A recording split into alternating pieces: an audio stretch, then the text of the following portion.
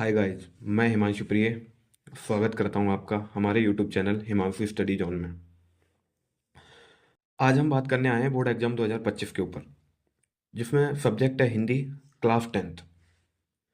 बच्चे, अगर आपने ये पढ़ लिया तो आपके 5 नंबर पक्के हैं। हम आज बात करेंगे जीवन परिचय के ऊपर। जो जो मुख्य मुख्य जीवन परिचय हैं उन पे हम आज बात करेंगे। उससे पहले मैं एक बात बता देना चाहता हूं आपको। बच्चों, एक टारगेट बनाइए, चाहे छोटे से छोटा टारगेट बनाइए। एक टारगेट बनाइए जिसको अचीव करने में पूरे 24 घंटे लगा दीजिए आप। जब एक टारगेट के ऊपर आप 24 घंटे काम करते हो तो ये आपको बहुत हेल्प करता है। ये हेल्प इतना करेगा कि आपको पढ़ने के लिए आगे मोटिवेट करेगा कि आपको किस बेस पे पढ़ना है। तो आज का टारगेट रखते हैं हम 40 के लाइक का। और बच्चों, लाइक कीजिए, कमेंट कीजिए, शेयर कीजिए। आगे हम बात करते हैं जीवन परिचय के ऊपर। देखिए, क्लास 10th के सबसे महत्वपूर्ण जीवन परिचय हैं, वो हैं सूरदास जी और तुलसीदास जी।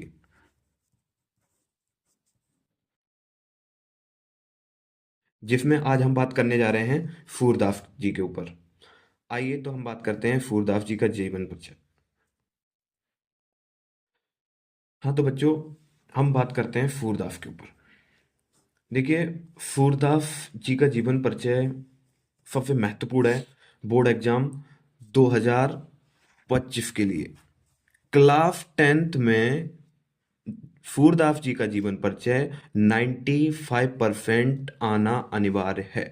95% आना अनिवार्य है। चलिए तो बात करते हैं सबसे महत्वपूर्ण जीवन परिचय सूरदास जी। सूरदास जी का जन्म सन 1478 ईस्वी में आगरा से मथुरा जाने वाली सड़क के पास रोनकता नामक गांव में हुआ था। सूरदास जी का जन्म 1478 ईस्वी में आगरा से मथुरा जाने वाली सड़क के पास रोनकता नामक गांव में हुआ था।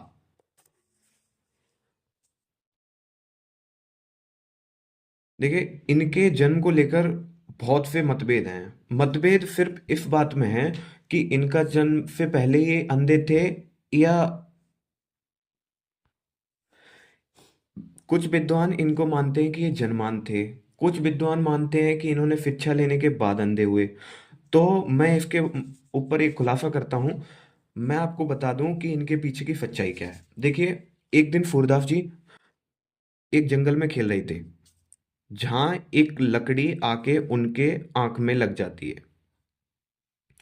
आंख में लगने के पश्चात सूरदास जी की एक आंख की नस डैमेज हो जाती है, जिसको उनकी माता जी एक वैद्य के पास दिखाती हैं। तो वैद्य बोलता है कि इनकी दूसरी आंख भी आने वाले 2 साल में चली जाएगी। तो सूरदास जी 5 वर्ष की आयु में ही जन्मांध हो गए थे। यानी कि जन्म से अंधे नहीं थे, लेकिन 5 वर्ष की आयु में वो अंधे हो गए थे। अंधे हो गए थे। तो देखिए, मैंने आपको बताया जैसा कि ये 5 वर्ष की आयु में ही अंधे हो गए थे। तो सूरदास के जो जन्म के संबंध में मत हैं कि ये जन्मान थे या नहीं थे, वो मैंने आपको क्लियर कर दिया। देखिए, आगे इस पे बात करते हैं। इस संबंध में अनेक मत हैं। ये बचपन से ही विरक्त हो गए थे और गौ घाट में रहकर विनय के पद गाया करते थे। इनका सुर मिजाज बहुत ही तीक्ष्ण था।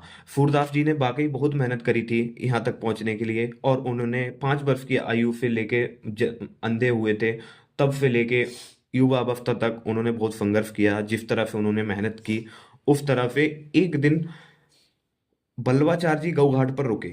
सूरदास ने उन्हें स्वरचित पद गाकर सुनाया। बल्लवाचार्य ने इनको कृष्ण की लीला का गान करने का सुझाव दिया। ये बल्लवाचार्य के शिष्य बन गए। और जब ये शिष्य बन गए तो कृष्ण की लीला का गान करने लगे। बल्लवाचार्य ने इनको गोवर्धन पर बने श्रीनाथ जी के मंदिर पर, श्रीनाथ जी के मंदिर पे, बहुत से बच्चे पूछते हैं मंदिर का नाम क्या था, मंदिर का नाम क्या था सर। तो मैं आपको बता दूं, श्रीनाथ जी के मंदिर पे कीर्तन के लिए रख दिया गया। किसके द्वारा? बल्लभाचार्य जी के। बल्लभाचार्य जी ने इनको श्रीनाथ जी के मंदिर के ऊपर कीर्तन करने के लिए रख दिया। इनके पुत्र विट्ठलनाथ थे। किसके? बल्लभाचार्य जी के। बल्लभाचार्य जी के पुत्र विट्ठलनाथ ने अष्टछाप के नाम से सूरदास सहित 8 कृष्ण भक्त कवियों का संगठन किया। और इनकी मृत्यु गोवर्धन के पास परसोली ग्राम में 1583 ईस्वी में लगभग हुई थी।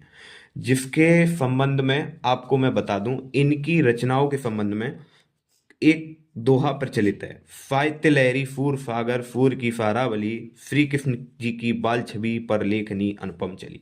देखिए मैं बता दूं, साहित्य लहरी इनकी एक रचना है, फूर सागर एक इनकी रचना है, फूर की सारावली भी एक इनकी रचना है। तो कवि ने लिखते हुए कहा है, साहित्य लहरी फूर सागर फूर की सारावली, श्री कृष्ण जी की बाल छवि पर लेखनी अनुपम चली। ये कह रहे हैं कि सिर्फ श्री कृष्ण जी की बाल छवि यानी कि उनकी सुंदरता मनोहरता देखते हुए उनकी लेखनी अनुपम चली, यानी कि मेरी कलम रुकने का नाम ही नहीं ले रही।